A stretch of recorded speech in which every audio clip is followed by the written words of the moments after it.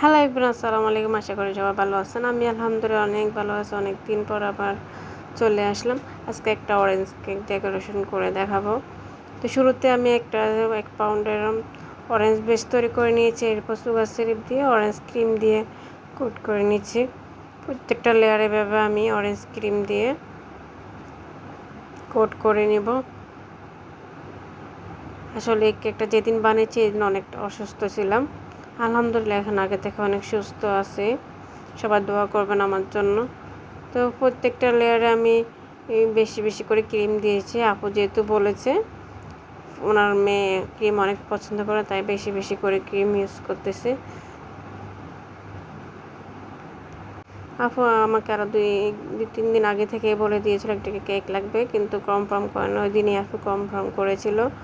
তো আমি একটু অসুস্থ ছিলাম। তো আপুকে বললাম আমি একটু অসুস্থ আছি, কিন্তু আপু বললো যে সমস্যা নেই, রাতে অনেক রাত হলেও সমস্যা না, আপু এসে নিয়ে যাবে। তো আমি এই জন্য বানিয়ে দিলাম, যেহেতু আপু আগে থেকে বলে রেখেছিল।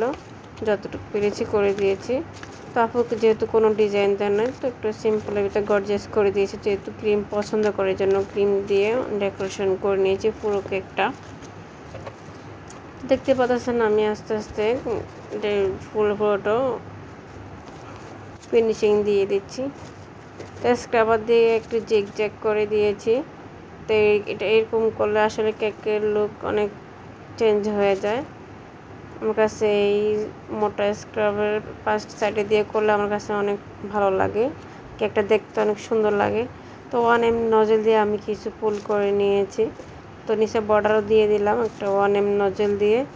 এরপর আমি একটা ছোট স্টার নজল দিয়েছি, খুবই ছোট, এটার কোনো নাম্বার নেই। তো আমি এই কালারের ভিতরে একটু রেড কালার দিয়ে দিয়েছি।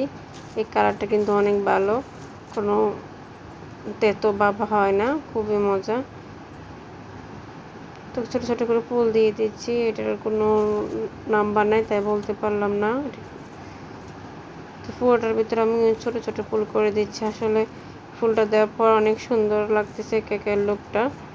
তো এরকম একটি কেক আমি অনেক আগে একটা ভিডিওতে দেখেছিলাম, অনেক দিন এভাবে করবো ভেবেছি, করা হয়ে ওঠে না। তো আজকে সুযোগ পেলাম, করে নিলাম। যেহেতু একটা মেয়ে বাবুর কেক, তাই একটু কালারফুল করার চেষ্টা করলাম। তো এরপর আমি নাম লিখিয়ে দিয়েছি, যেহেতু শুধু নামটা এই লিখবো, তাই বাংলা এবং ইংরেজি দুইটাতে লিখে দিলাম। এরপর কিছু সুগার বল ইউজ করবো। সুগার বল দিলে কেকের লুকটা অনেক চেঞ্জ হয়ে যায়। তো এই বলগুলো অবশ্যই খাওয়া যাবে।